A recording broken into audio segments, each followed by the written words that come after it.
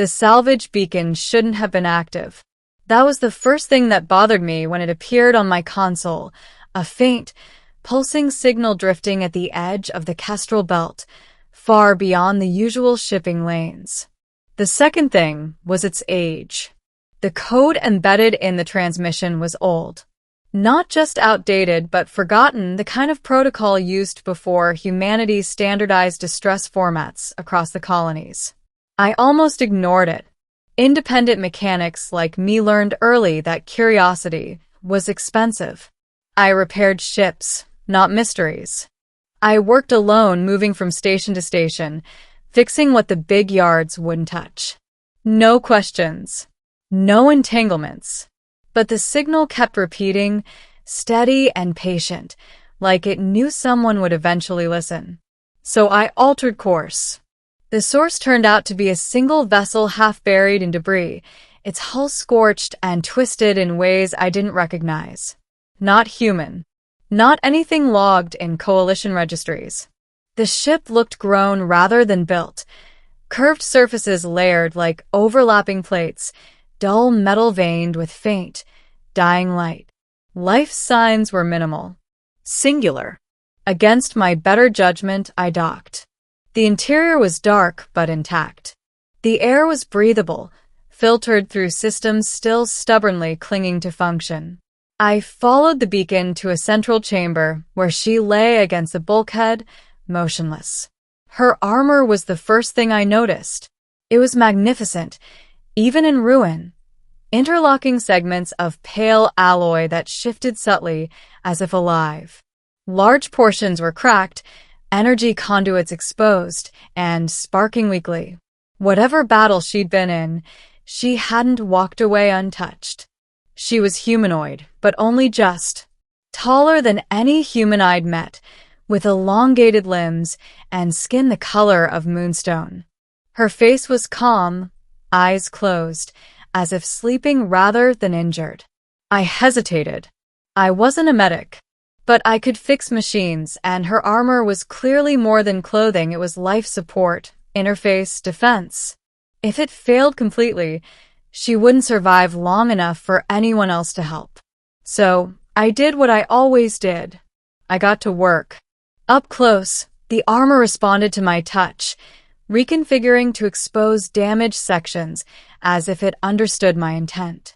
Tools vibrated strangely in my hands, calibrations shifting on their own. It was the most advanced system I'd ever seen, technology braided with biology, purpose layered over purpose. Hours passed. Maybe more. Time got strange inside that ship. At some point, her eyes opened. They were deep and luminous, reflecting not light but attention. She didn't move, didn't speak. She simply watched me as I worked, unblinking. Easy, I muttered, more to myself than to her. I'm just fixing the conduit. Try not to do anything surprising. She tilted her head slightly. You are not afraid, she said. Her voice didn't come from her mouth alone. It resonated through the chamber, through the armor, through me. I am, I replied honestly. Just busy. That seemed to amuse her, though her expression barely changed. I finished stabilizing the core and stepped back, wiping grease from my hands. The armor's glow strengthened, lines of energy flowing smoothly once more. She stood. Up close, she was even taller than I'd thought. The chamber felt smaller with her upright, like the space itself was acknowledging her presence. You have repaired what could not be replaced, she said. Why? I shrugged. Because it was broken. She studied me, that intense gaze weighing something invisible. My people would not have done the same, she said. Then your people don't run salvage crews, I replied before thinking. Another pause. Then, unexpectedly, she laughed, a soft, chiming sound that echoed off the walls. You speak without calculation, she said.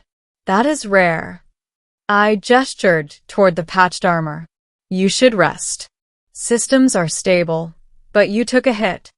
I will recover, she replied. Because of you. Only later would I realize how literal that was.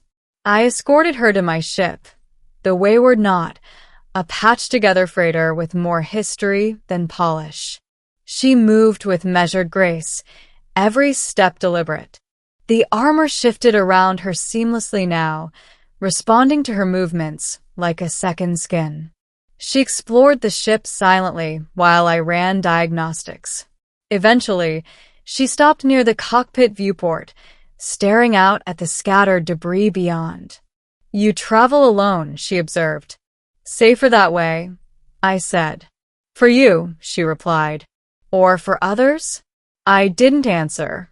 Days passed as I ferried her toward the nearest neutral station. We spoke often, usually about small things, engineering principles, stellar phenomena, the peculiarities of human design choices. She asked questions that cut straight through surface explanations, forcing me to think about why things were the way they were. I never asked who she was. Not at first. The answer arrived uninvited. As we approached the station, my sensors lit up, multiple ships dropping out of jump space, forming a loose perimeter around us. Their signatures were unfamiliar, their energy output enormous. My comms crackled with a transmission that bypassed standard channels. Vessel Wayward Knot, a voice intoned, layered with harmonics. You are in possession of what belongs to us. I felt my stomach drop. Before I could respond, she stepped beside me. They are mine, she said calmly. The ships outside shifted formation instantly, aligning with surgical precision. Your Majesty, the voice replied. We feared you lost. I stared at her. I stopped myself. You're important. She met my gaze. I am the Queen. The words settled heavily in the cockpit. Alienqueen. Ruler of a civilization capable of fielding fleets like the one now surrounding my ship. And I treated her like a stranded pilot with a busted suit. I didn't know, I said weakly. I know, she replied. That is why you were permitted to live. That didn't help. The Carisi fleet escorted us to a location that wasn't on any star map, a vast, luminous structure suspended between gravitational currents. Their capital, I would later learn. Or rather, their convergence point. Inside, the scale was overwhelming. Architecture grown from light and matter, halls that shifted subtly as we passed. Everywhere, beings like her watched us, their attention focused but not hostile. She addressed them without raising her voice, yet every word carried. This human repaired my armor, she said. He did not ask who I was. He did not attempt leverage. He acted. A ripple moved through the assembly, recognition, surprise, something like approval. I stood awkwardly at her side, wishing desperately for a wrench to hide behind.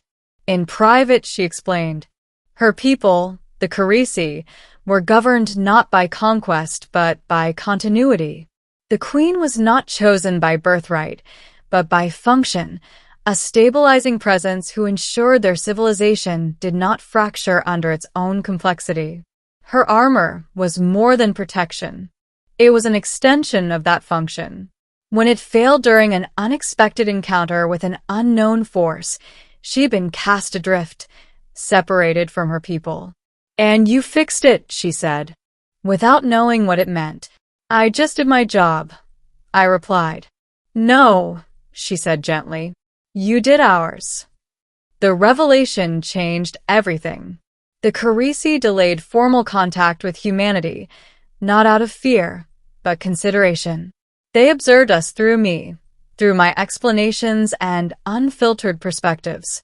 I became an intermediary, not by appointment, but by accident. I didn't stay forever. I wasn't asked to. When it was time to leave, she walked me back to my ship personally.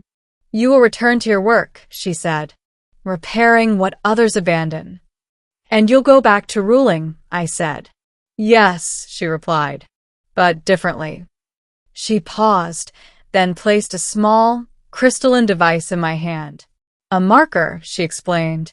So we may find you again. I looked at her, at the being who had been helpless and regal, curious and commanding, all at once.